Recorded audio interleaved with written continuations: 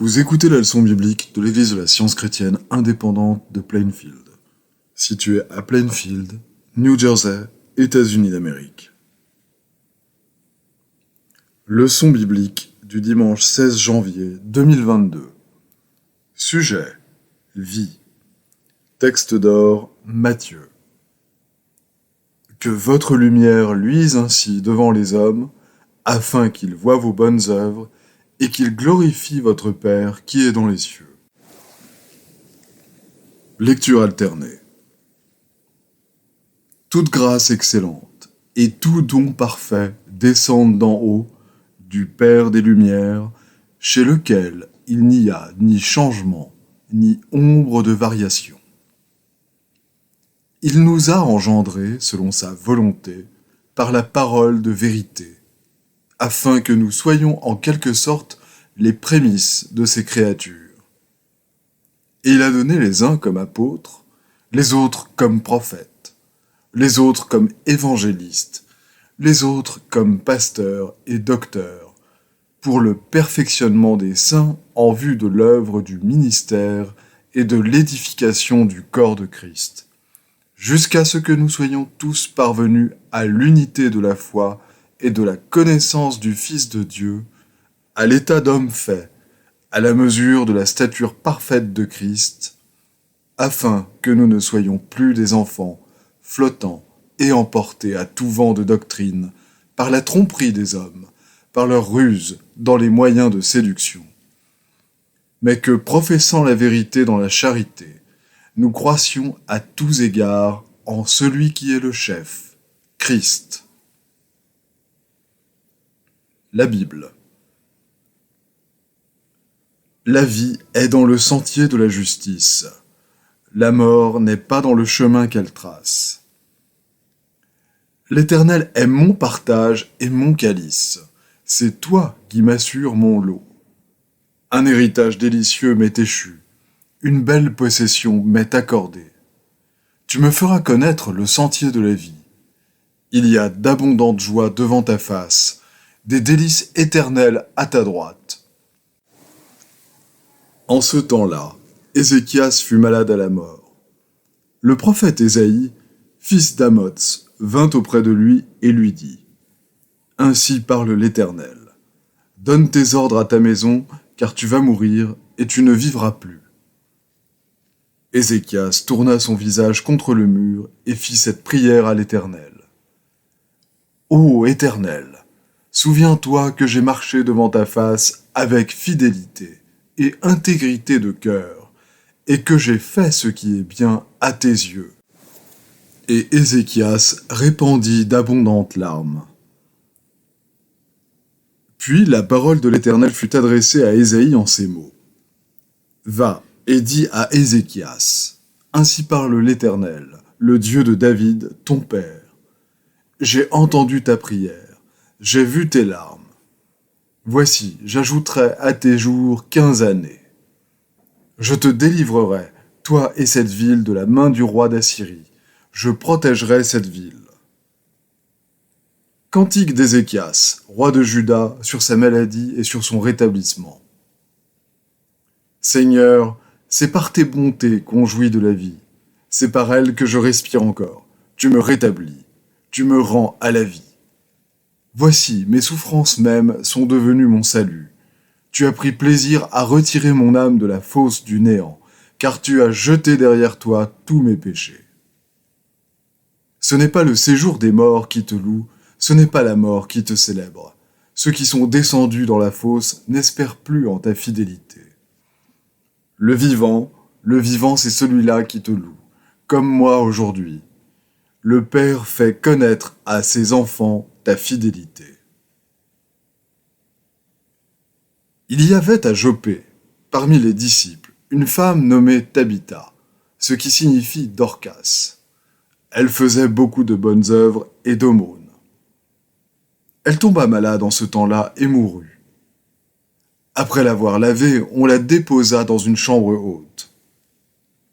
Comme Lyde est près de Joppé, les disciples, ayant appris que Pierre s'y trouvait, envoyèrent 2 hommes vers lui pour le prier de venir chez eux sans tarder. Pierre se leva et partit avec ses hommes. Lorsqu'il fut arrivé, on le conduisit dans la chambre haute. Toutes les veuves l'entourèrent en pleurant et lui montrèrent les tuniques et les vêtements que faisait Dorcas pendant qu'elle était avec elle. Pierre fit sortir tout le monde, se mit à genoux et pria. Puis, se tournant vers le corps, il dit « Tabitha, lève-toi ». Elle ouvrit les yeux et ayant vu Pierre, elle s'assit. Il lui donna la main et la fit lever. Il appela ensuite les saints et les veuves et la leur présenta vivante. Cela fut connu de tout Joppé et beaucoup crurent au Seigneur. Je vous exhorte donc, moi le prisonnier dans le Seigneur, à marcher d'une manière digne de la vocation qui vous a été adressée, en toute humilité et douceur, avec patience, vous supportant les uns les autres, avec charité, vous efforçant de conserver l'unité de l'esprit par le lien de la paix. Il y a un seul corps et un seul esprit, comme aussi vous avez été appelés à une seule espérance par votre vocation. Il y a un seul Seigneur, une seule foi, un seul baptême, un seul Dieu et Père de tous, qui est au-dessus de tous, et parmi tous, et en tous. Mais à chacun de nous la grâce a été donnée selon la mesure du don de Christ. Travaillez à votre salut avec crainte et tremblement, car c'est Dieu qui produit en vous le vouloir et le faire selon son bon plaisir. Faites toutes choses sans murmure ni hésitation, afin que vous soyez irréprochables et purs, des enfants de Dieu irrépréhensibles au milieu d'une génération perverse et corrompue, parmi laquelle vous brillez comme des flambeaux dans le monde, portant la parole de vie. Et je pourrais me glorifier, au jour de Christ, de n'avoir pas couru en vain, ni travaillé en vain. Car ce n'est pas un esprit de timidité que Dieu nous a donné, mais un esprit de force, d'amour et de sagesse. N'aie donc point honte du témoignage à rendre à notre Seigneur, ni de moi son prisonnier. Mais souffre avec moi pour l'Évangile. Par la puissance de Dieu qui nous a sauvés et nous a adressé une sainte vocation, non à cause de nos œuvres, mais selon son propre dessein, et selon la grâce qui nous a été donnée en Jésus-Christ avant les temps éternels, et qui a été manifestée maintenant par l'apparition de notre Sauveur Jésus-Christ, qui a détruit la mort et mis en évidence la vie et l'immortalité par l'Évangile.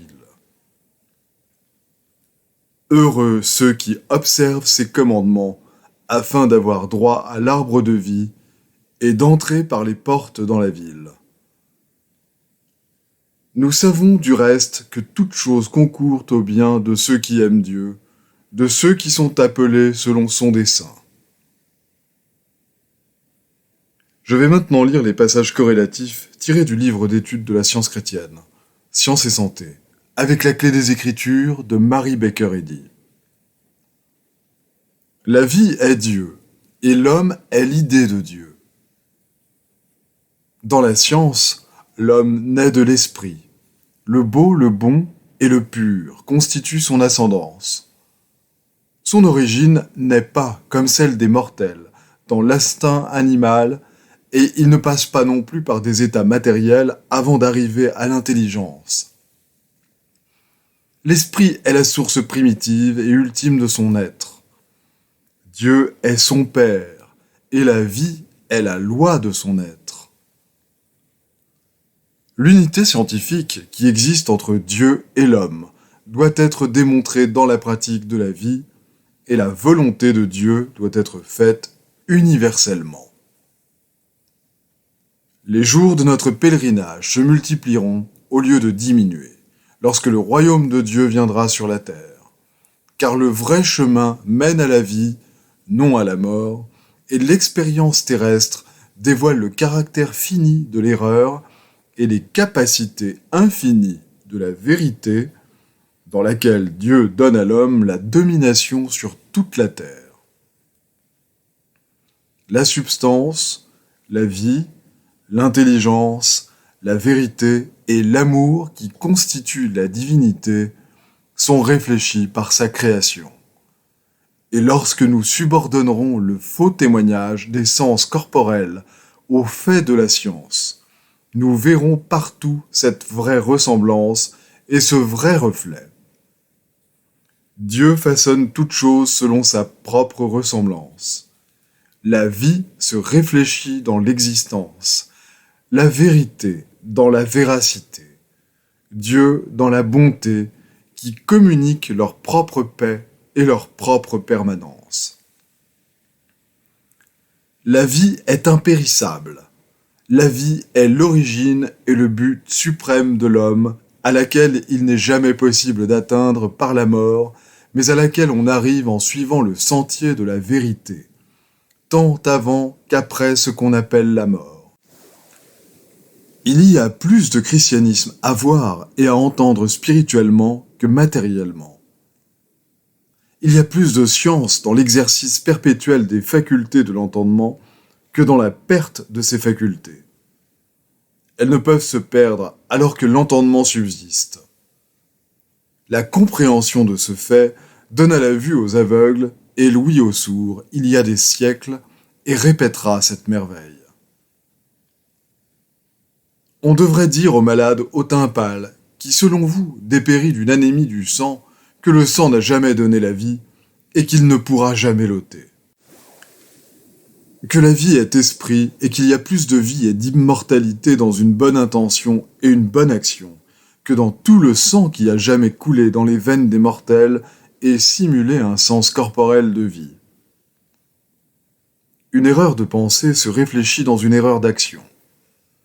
Considérer continuellement l'existence comme matérielle et corporelle, comme ayant un commencement et une fin, et dont la naissance, la décrépitude et la dissolution constituent les phases, cela cache la véritable vie spirituelle et fait traîner notre étendard dans la poussière.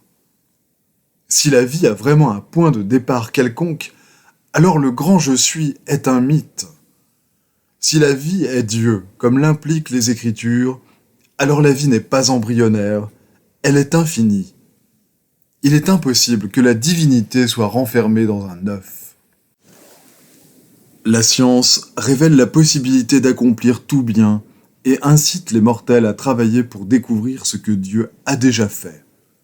Mais mettre en doute notre capacité d'acquérir la bonté à laquelle nous aspirons et de produire des résultats meilleurs et plus élevés est bien souvent ce qui entrave nos premiers coups d'aile et entraîne l'insuccès dès le début. Il faut que les mortels changent d'idéaux, afin de perfectionner leur modèle. Un corps malade est le résultat de pensées malades. La maladie, les infirmités et la mort proviennent de la crainte. Le sensualisme produit de mauvais états physiques et moraux. L'égoïsme et le sensualisme sont développés dans l'entendement mortel par les pensées qui constamment rapportent tout au moi, par les conversations concernant le corps, et par l'attente d'y trouver toujours du plaisir ou de la douleur. Et cette éducation se fait au détriment de la croissance spirituelle. Si nous parons la pensée de vêtements mortels, elle perdra inévitablement sa nature immortelle. Si nous recherchons le plaisir dans le corps, nous y trouvons la douleur. La vie, nous y trouvons la mort. La vérité, nous y trouvons l'erreur. L'esprit, nous y trouvons son opposé, la matière. Maintenant, faites le contraire. Détournez votre attention du corps pour contempler la vérité et l'amour, le principe de tout bonheur, de toute harmonie et de toute immortalité. Fixez fermement votre pensée sur ce qui est permanent, bon et vrai, et vous le ferez entrer dans votre existence dans la mesure où cela occupera vos pensées. La vérité démontrée est la vie éternelle. L'homme mortel ne pourra jamais s'élever au-dessus des débris temporels de l'erreur, de la croyance au péché, à la maladie et à la mort, avant d'apprendre que Dieu est la seule vie, La croyance que la vie et la sensation sont dans le corps devrait être vaincue par la compréhension de ce qui constitue l'homme en tant qu'image de Dieu. À moins que l'harmonie et l'immortalité de l'homme ne deviennent plus évidentes, nous n'obtenons pas la vraie idée de Dieu, et le corps reflètera ce qui le gouverne, que ce soit la vérité ou l'erreur, la compréhension ou la croyance, l'esprit ou la matière. Donc, connais-le dès maintenant et sois en paix. Veillez, soyez sobres et vigilants. Le chemin qui mène à la compréhension que Dieu est la seule vie est droit et resserré. C'est un combat avec la chair dans laquelle il nous faut vaincre le péché, la maladie et la mort, soit ici-bas, soit dans l'au-delà, certainement avant de pouvoir atteindre le but de l'esprit, la vie en Dieu. Acceptons la science. Renonçons à toutes les théories fondées sur le témoignage des sens. Abandonnons les modèles imparfaits et les idéaux illusoires. Ayons ainsi un seul Dieu, un seul entendement, et qu'il soit parfait, produisant ses propres modèles de perfection. Que l'homme et la femme de la création de Dieu apparaissent.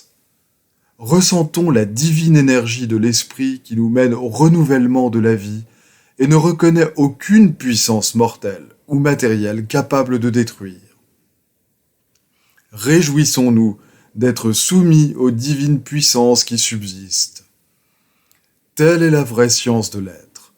Toute autre théorie concernant la vie ou Dieu est illusoire et mythologique. Nous devons tous apprendre que la vie est Dieu. Posez-vous ces questions. Est-ce que je me conforme à la vie qui s'approche du souverain bien? Est-ce que je démontre le pouvoir guérisseur de la vérité et de l'amour? S'il en est ainsi, alors le sentier s'éclairera, jusqu'à ce que le jour soit dans sa splendeur.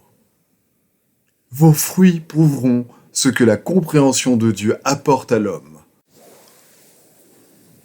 Retenez perpétuellement cette pensée, que c'est l'idée spirituelle, le Saint-Esprit et le Christ, qui vous met à même de démontrer avec une certitude scientifique la règle de la guérison basée sur son principe divin, l'amour, qui soutient, protège et environne tout l'être véritable. Les devoirs quotidiens de Mary Baker Eddy. Prière quotidienne. Il sera du devoir de tout membre de cette Église de prier chaque jour. Que ton règne vienne, que le règne de la vérité, de la vie et de l'amour divin soit établi en moi et élimine de moi tout péché, et puisse ta parole enrichir les affections de toute l'humanité et la gouverner. Règles pour les mobiles et les actes. Ni l'animosité, ni un attachement purement personnel ne doivent déterminer les mobiles ou les actes des membres de l'Église mère. Dans la science, l'amour divin seul gouverne l'homme, et un scientiste chrétien reflète les douces aménités de l'amour en réprouvant le péché et en manifestant un véritable esprit de fraternité, de charité et de pardon. Les membres de cette Église doivent journellement veiller et prier pour être délivrés de tout mal, pour ne pas prophétiser, juger, condamner, conseiller, influencer ou être influencé d'une manière erronée. Vigilance face au devoir. Il sera du devoir de chaque membre de cette Église de se défendre journellement contre la suggestion mentale agressive et de ne pas se laisser entraîner à oublier ou à négliger son devoir envers Dieu, envers son leader et envers l'humanité. Par ses œuvres, il sera jugé et justifié ou condamné.